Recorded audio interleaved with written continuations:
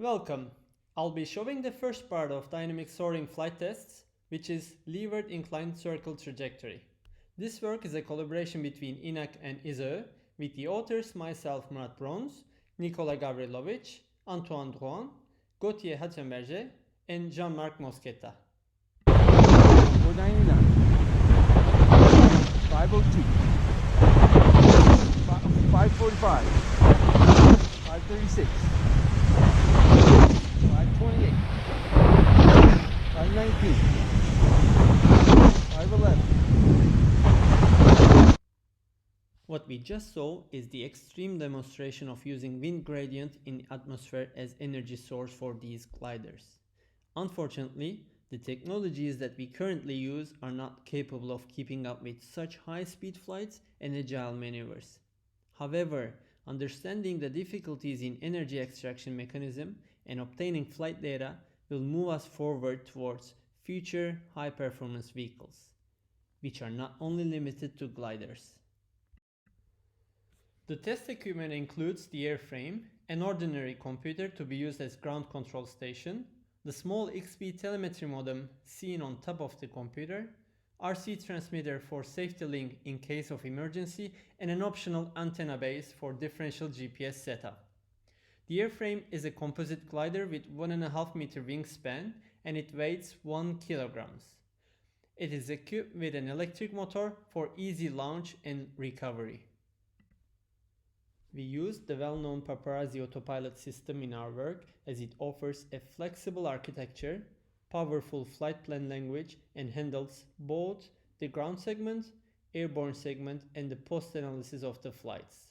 Detailed information can be found in the link below. The challenging measurement of angle of attack, side slip, and the airspeed has been acquired with a multi-hole probe. As one of the contributions of this work, at INAC, we have custom designed a fully integrated multi-hole probe sensor called Smart Probe. In-house manufacturing and testing permits an agile design iteration that goes in parallel with field tests.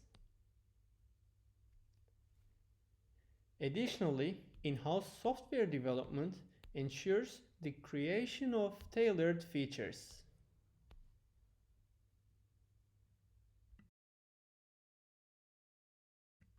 Once the Smart Probe is ready, we did the static calibration inside ISAE's low-speed wind tunnel facility, followed by dynamic calibration and the wing upwash effect correction in front of INAC's wind shape.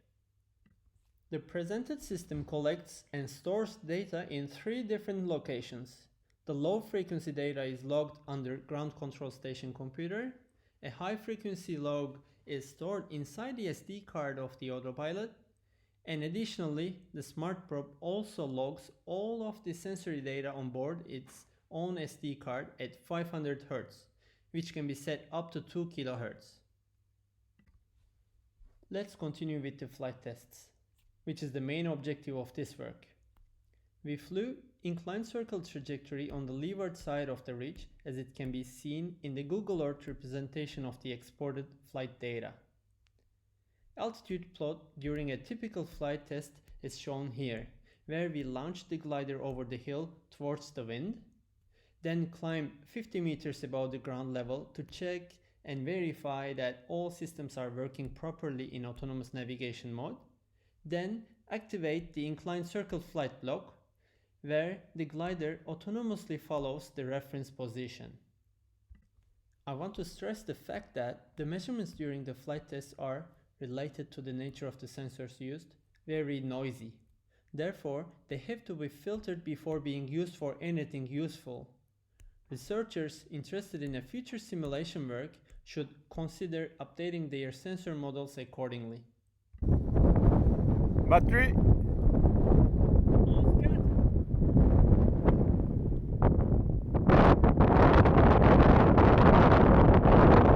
Dans le creux.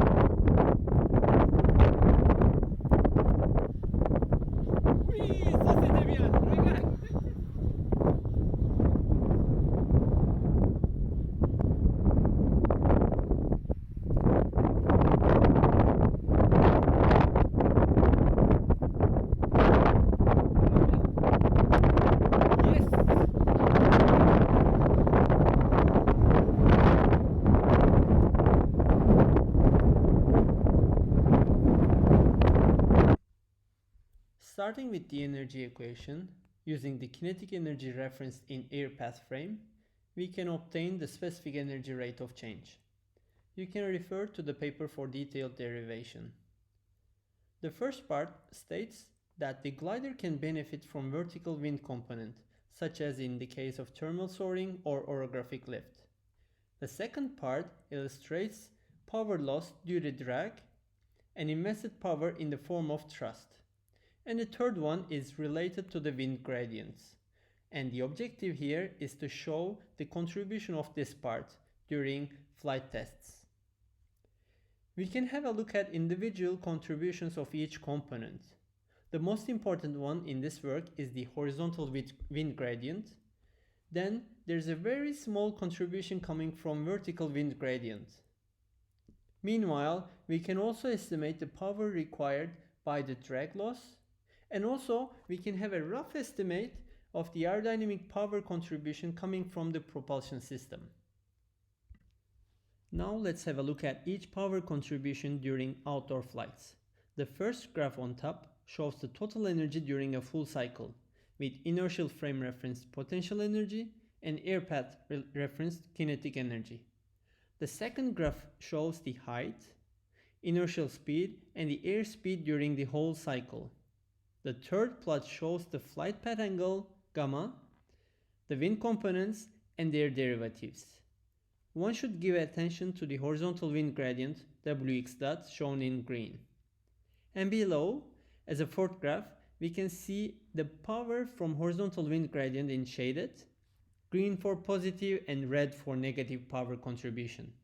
Also in red line, the power related to the drag loss is shown, which is always negative.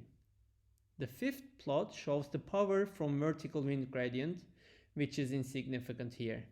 And the last plot showing the throttle command in blue and electrical power in orange. Additionally, the shaded gray area shows the portion where we estimate the propulsion system is contributing positively to the energy state. We can see similar behavior when we look at a longer duration of flight, which includes 2 full cycles, or even longer, which has 14 full cycles. In each case, the sum of estimated drag generated power is very close to the sum of estimated aerodynamic power and the sum of wind gradient based dynamic soaring power over the full cycle. Our final objective is to achieve neutral or positive energy cycles where the invested power from propulsion system will not be needed anymore.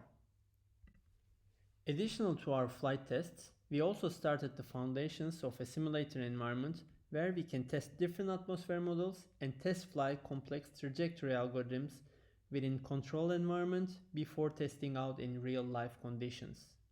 This framework is also shared publicly aside with the flight database. As a final discussion and future work, we would like to stress that it is possible to measure and visualize the wind gradient-based energy extraction during flight. Now, the effect of trajectory inclination and radius needs to be confirmed, and accordingly, a decision process can be integrated in order to fully automate the flights.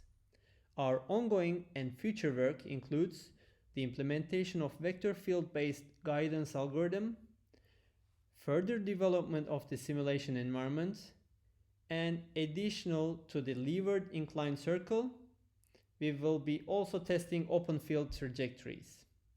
Thank you very much, and please check out the link.